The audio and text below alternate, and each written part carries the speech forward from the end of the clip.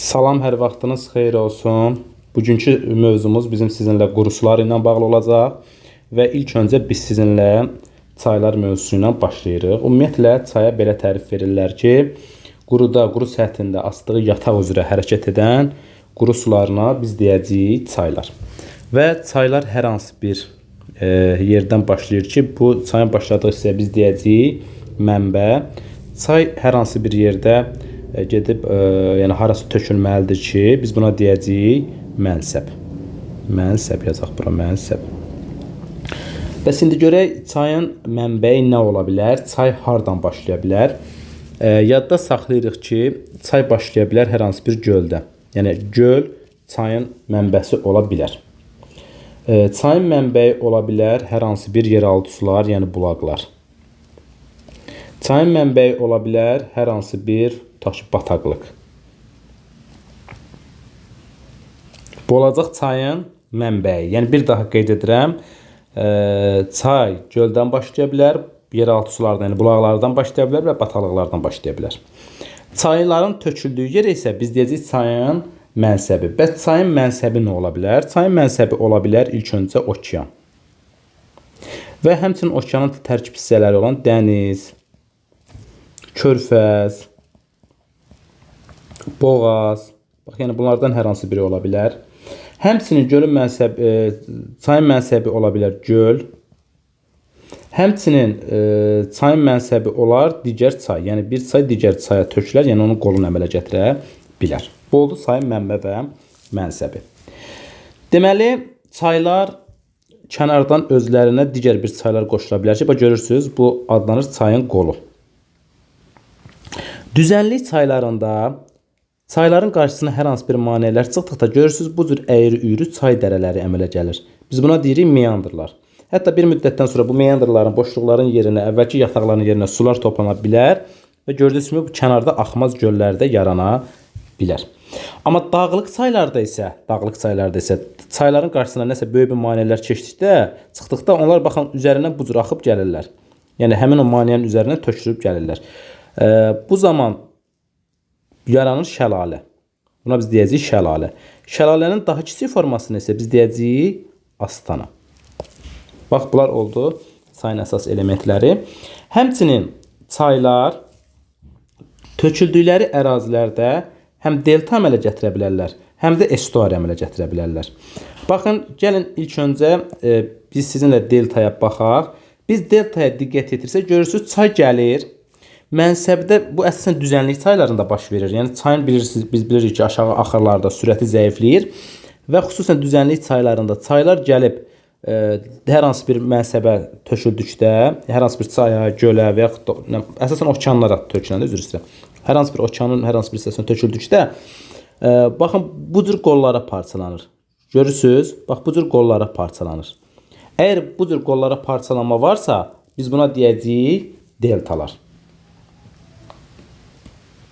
Baxın, məsələn, biz bu cür delta çaylara nümunə göstərə bilərik Dunay çayın, nümunə göstərə bilərik Volqa çayın, Ural çayın, daha sonra nümunə göstərə bilərik, tutaq ki, biz Asiya ərazisində biz Lena çayını nümunə göstərə bilərik və s. Yəni, bax, bu kimi çaylar, necə çaylar olacaq? Təbii ki, olacaq delta mənsəbli çaylar, yəni bu cür çaylar qollara parçalanacaqdır ki, biz bunlara deyəcəyik delta mənsəbli çaylar və yaxud da məsələn Şimali Amerikanın ən böyük çayı olan Mississippi çayı və s. Bu kimi çayların hamısı delta mənsəbli çaylardır. Bir də var estuari mənsəbli çaylar. Baxın, estuari mənsəbli çay nədir? Baxın, burada diqqətlə baxsaq görə bilərik. Çay əsasən dağlıq çaylar və yaxud da düzənlik çaylarında da hər hansı bir tutaq ki, okeana töküldükdə, onun qarşısından bir cərəyan keçdikdə və yaxud da hər hansı bir qabarma çəkilmə hadisələri baş verdikdə əsasən estuarilər yaranır.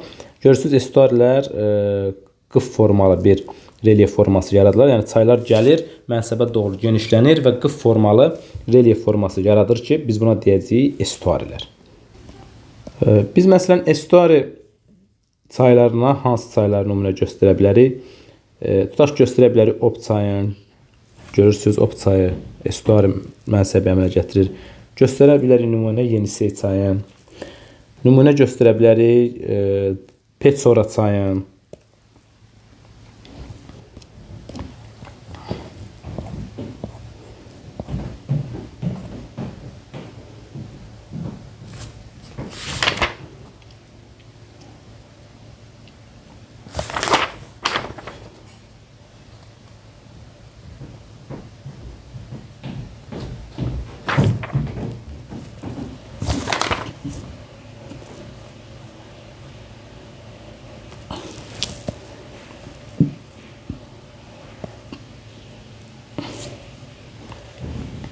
və qeyd etdiyimiz kimi çaylar hər hansı bir dərə, yəni hər hansı bir çay dərələri vasitəsilə axırdılar. Və biz bilirik ki, düzənlik çaylarında əsasən daha enli dərələr əmələ gəlir ki, buna deyirik U şəkilli çay dərələri. Və dağlıq çaylarda isə əlbəttə ki, daha çay öz belə deyək, öz dərəsini dibə doğru belə deyək, burada eroziya prosesi baş verir ki, dibə doğru çay öz mənsəbini, yəni daha doğrusu çay dərəsi öz çay dərəsini dibə doğru, yəni dib eroziyası nəticəsində genişləndirir ki, biz buna deyəcəyik V şəkilli çay dərələri. Yadda saxlayaq ki, U şəkilli çay dərələri əsasən düzənlik çaylarında, V şəkilli çay dərələri isə dağlıq çaylarda formalaşacaqdır. Və çayların öz dərəsini daim dərinləşdirməsi və genişləndirilməsi prosesi təbii ki, eroziya nəticəsində baş verir. Mənbədən mənsəbə doğru eroziya gedir və çayın öz dərəsinin maksimum, yəni eroziyanın baş verə biləcək səviyyə çayın mənsəb hissəsidir. Yəni çayın elə eroziya bazisi dedikdə onun mənsəbinə uyğun gəlir. Yadınızda saxlayaq ki, məsələn bizə deyəndə ki, hər hansı bir çayın eroziya bazisi, bilin ki, söhbət mənsəbdən gedir. Və eroziya bazisinə görə biz çayları böləcəyik 3 qrupa. Yadda saxlayırıq. Eroziya bazisinə görə biz çayları bölürük 3 qrupa. 1, burada qeyd edirəm. 1, mənsəbi okean səviyyəsində, yəni və yaxud da eroziya bazisi. Eroziya bazisi okean səviyyəsində olan çaylar. Yadda saxlayaq ki, bu çaylar hər hansı bir okeana, körfəzə və yaxud da dənizə tökülür. Yəni okean və yaxud da onun bir hissəsinə, boğaza və yaxud tökülür. Biz buna deyəcəyik mənsəbi okean səviyyəsində olan, yəni mənsəbi 0 metrində olan çaylar. Bir daha qeyd edirəm, bu cür çaylar hər hansı bir okeana, dənizə, körfəzə və yaxud da boğaza töküləcəkdir. 2. Eroziya bazisi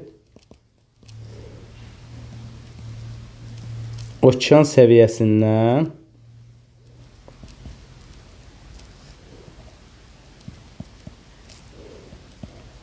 yuxarı olan çaylar. Deməli, eroziya bazisi okean səviyyəsindən yuxarı olan çaylar. Yadda saxlayın ki, bu cür çaylar mənsəbləri, yəni hər hansı bir çaya və yaxud da gölə tökülsün. Yəni, bir daha qeyd edirəm, hər hansı bir gölə, hər hansı bir çaya tökülən çayların eroziya bazisi okean səviyyəsindən yuxarı olacaq. Bir də ki, 3-cü, eroziya bazisi okean səviyyəsindən aşağı olan çaylar. Bu çaylar hansı çaylardır? Bu çaylar artıq mənsəbi mənfidə yerləşən çaylardır. Məsələn, biz bu çaylara Xəzər dənizinə tökülən çayları, Ölü dənizə tökülən Yordan çayını və yaxud da Eyr gölünə tökülən çayları nümunə göstərə bilərik.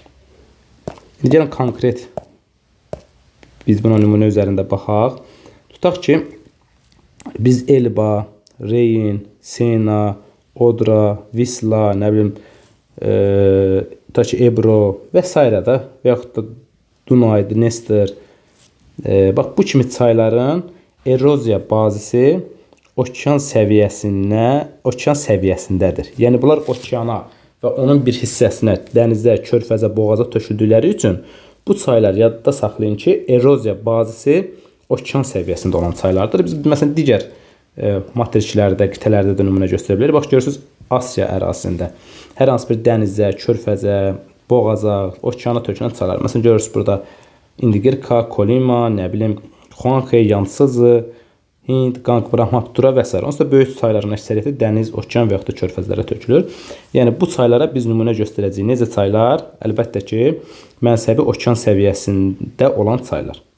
Mənsəbi okean səviyyəsindən yuxarı olan çaylara isə hər hansı bir çaya və yaxud da hər hansı bir gölə tökülən çayları nümunə göstərə bilərik.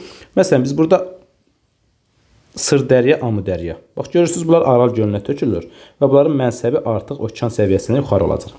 Və yaxud da Yenisey çayının qolu, tutaq ki, Anqara qolu. Görürsünüz, Anqara Yenisey çayına tökülür. Və hər hansı bir çaya tökülürsə, artıq bu çayların mənsəbi okean səviyyəsindən yuxarıda olacaqdır. Amma Xəzər dənizinə tökülən çaylar, məsələn, biz buna nümunə göstərə bilərik. Ural, Volqa, Kür, Araz və s. kimi çaylar. Bu çayların mənsəbi okean səviyyəsindən aşağıda olacaqdır. Və yaxud da Ölü dənizə tökülən Yordan çayı, bunun da mənsəbi okean səviyyəsindən aşağı olacaqdır. Çünki Ölü dənizdə bilirik ki, okean səviyyəsindən aşağıda yerləşən ərazidir. Və yaxud da Avstraliya ərazisində Eyr gölünə tökülən çaylar. Baxın, bu çayların hamısının mənsəbi okean səviyyəsindən aşağı olacaqdır. Çünki adını çəkdiyimiz coğrafi obyektlər, göllər okean səviyyəsindən aşağıda yerləşirlər.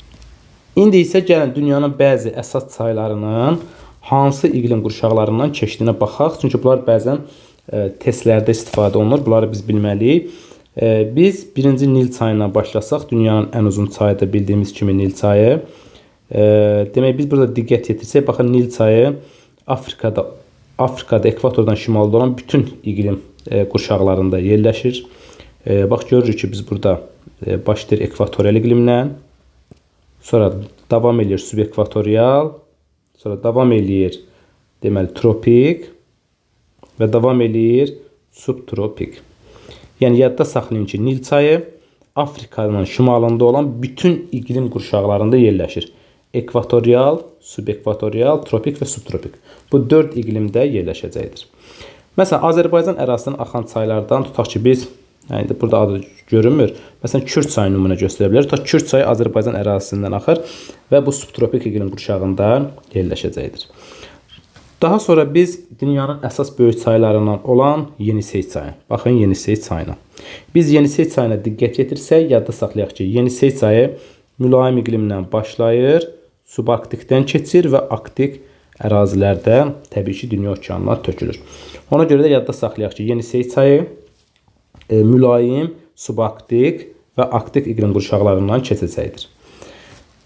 Daha sonra biz Avropada nümunə göstərə bilərik Reyn çayını. Baxın, Reyn çayına biz diqqət yetirsək, görə bilərik ki, Reyn çayı yalnız və yalnız mülayim iqlim qurşağında yerləşəcəkdir. Həmçinin Volqa çayı. Bax, fikir verin, yalnız mülayim iqlim qurşağında yerləşəcəkdir. Daha sonra biz nümunə göstərə bilərik buradan deməli Ob çayı. Baxın, Ob çayı. Ob çayı da əlbəttə ki, mülayim iqlimdən başlayır. Daha sonra subarktik iqlimdən keçir və arktik iqlim qurşağında dünya okeanına töküləcəkdir. Yəni, bu da 3 iqlim qurşağından keçəcəkdir. Daha sonra biz Dunay çayını tutaq ki, Avropada nümunə göstərə bilərik ki, Dunay çayı gördüyümüz kimi mülayim iqlimdən keçir. Yalnız yəni mülayim iqlim formalaşır. Yəni Dunay çayının keçdiyi ərazilər mülayim iqlim qurşağında yerləşir. Şimali Amerikaya getsək biz, Şimali Amerikanın ən böyük çayı olan Mississippi çayını biz görə bilərik. Fikir verək, Mississippi çayı yerləşir subtropik və mülayim iqlim qurşaqlarında.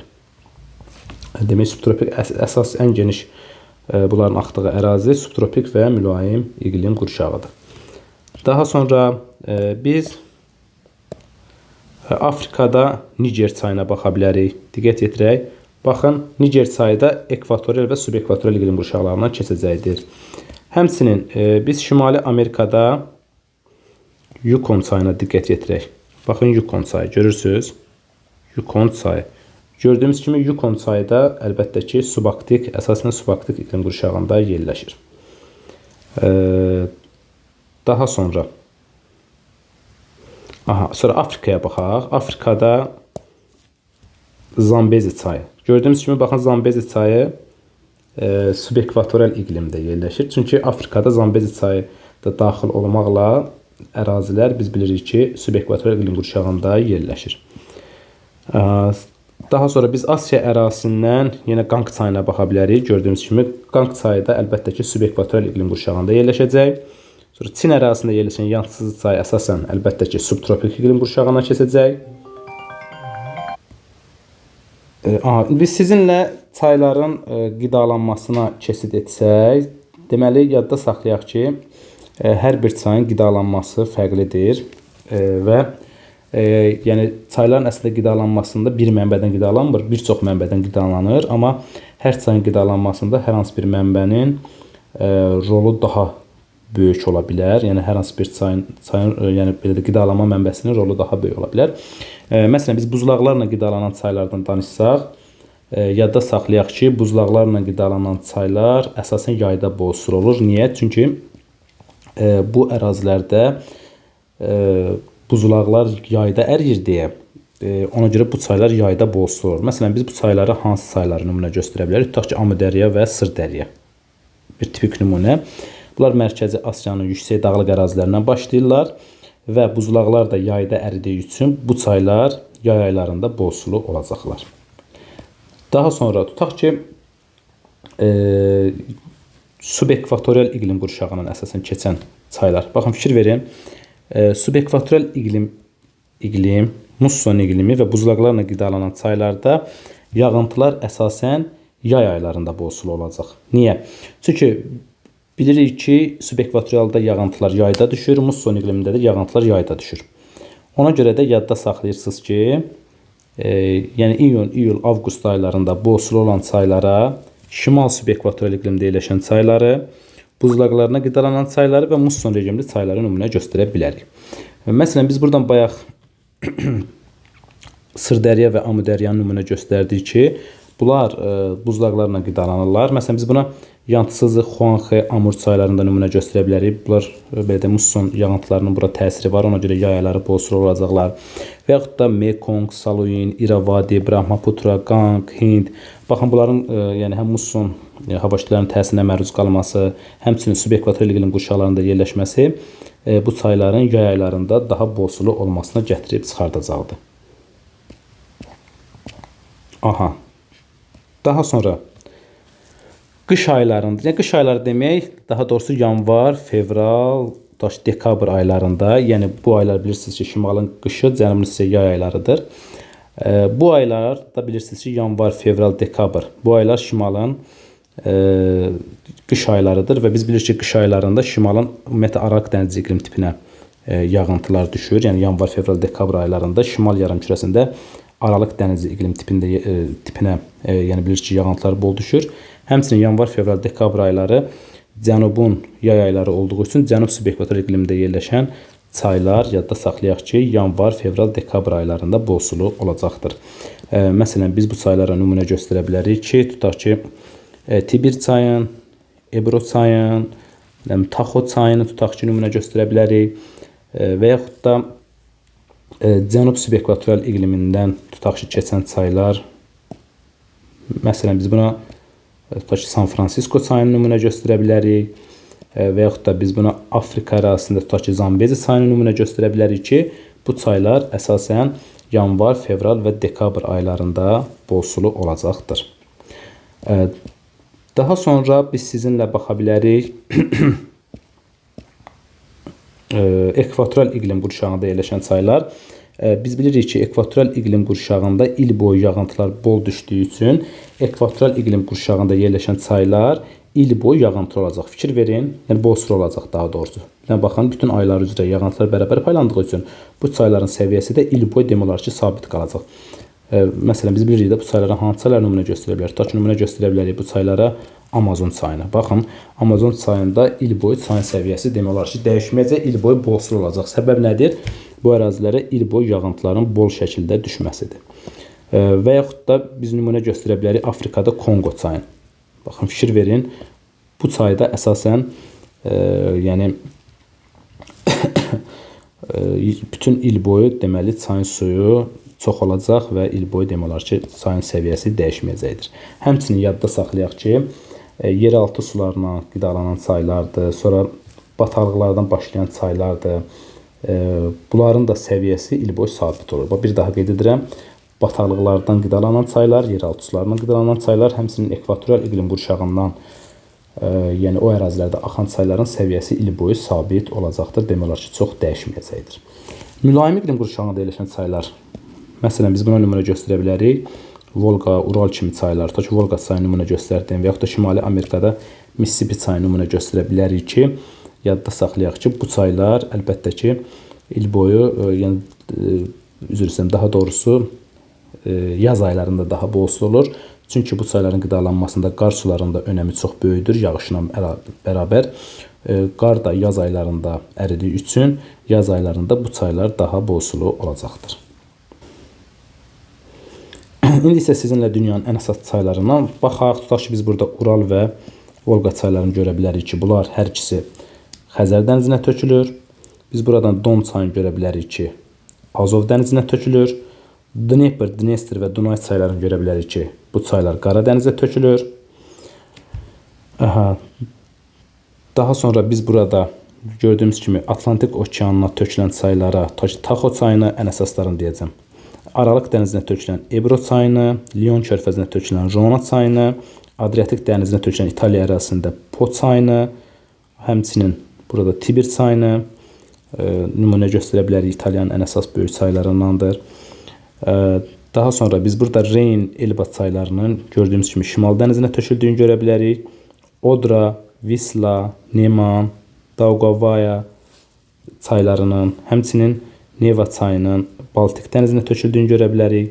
Burada Onega və Neva çaylarının arasında Sivir çayının yerləşdiyini görə bilərik. Şimali Divina çayının isə Ağ dənizə töküldüyünü görə bilərik.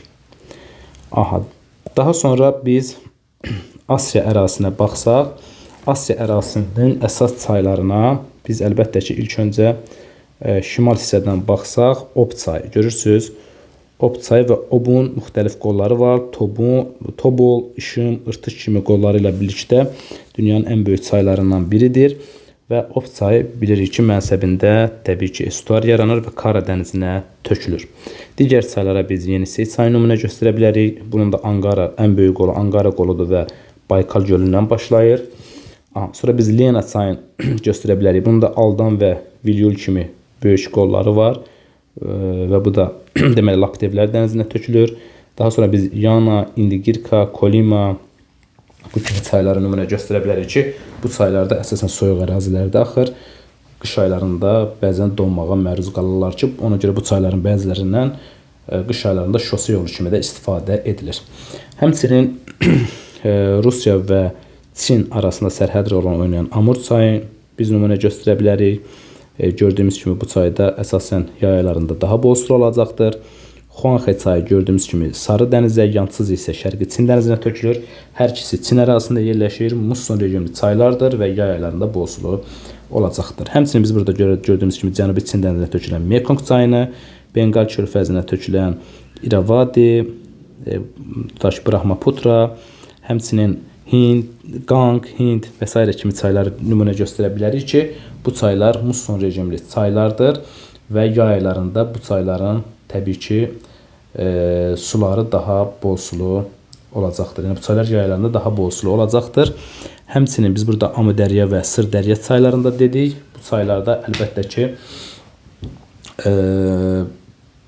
buzlaqlarına qidalandığı üçün yay aylarında daha bol sulu olacaqdır. Türkiyə ərazisindən başlayan Dəzə və Fərat çayları biz bilirik ki, Şəddül Ərəb, bunlar birləşərək Şəddül Ərəb adı ilə İran körfəzinə tökülən çaylar hesab edilir ki, bu çaylarda suvarmada çox geniş istifadə olunur. Türkiyə ərazisindən həmçinin başlayıb Qara dənizə tökülən Yaşılırmaq və Qızılırmaq çaylarında nümunə göstərə bilərik. Şimali Amerikaya biz keçid etsək, Şimali Amerikanın biz bilirik ki, ən böyük çayı Mississippi çayıdır. Mississippi çayı gördüyümüz kimi bu da delta əmələ gətirən çaylardandır. Ən böyük qollarına biz Ohio, Arkansas, Missouri kimi qolların nümunə göstərə bilərik. Və bu çayda əlbəttə ki, Meksika körfəzinə tökülür. Həmçinin digər bir çay Rio Grande çayı, bu da Meksika körfəzinə tökülən çaydır. Ən böyük kanyon əmələ gətirən çaylardan biz burada Colorado və Kolumbiya çaylarını nümunə göstərə bilərik. Bu çaylar dağlıq çaylardır deyə bu çaylarda böyük kanyonlar əmələ gələ bilir.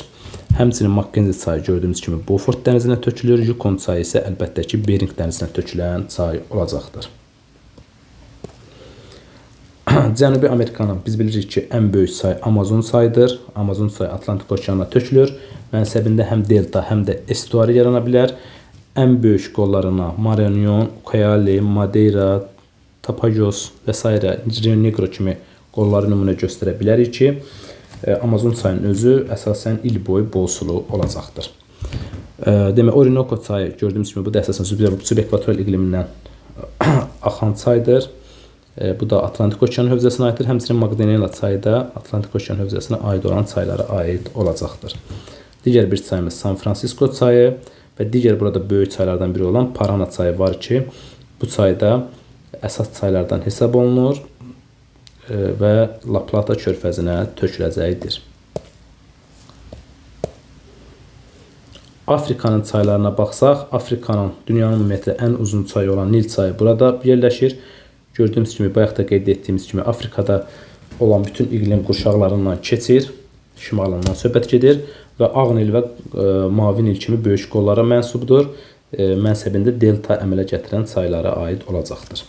Digər bir çay Zambezi çayı, gördüyümüz kimi bu da Atlantik okean hövzəsinə aiddir.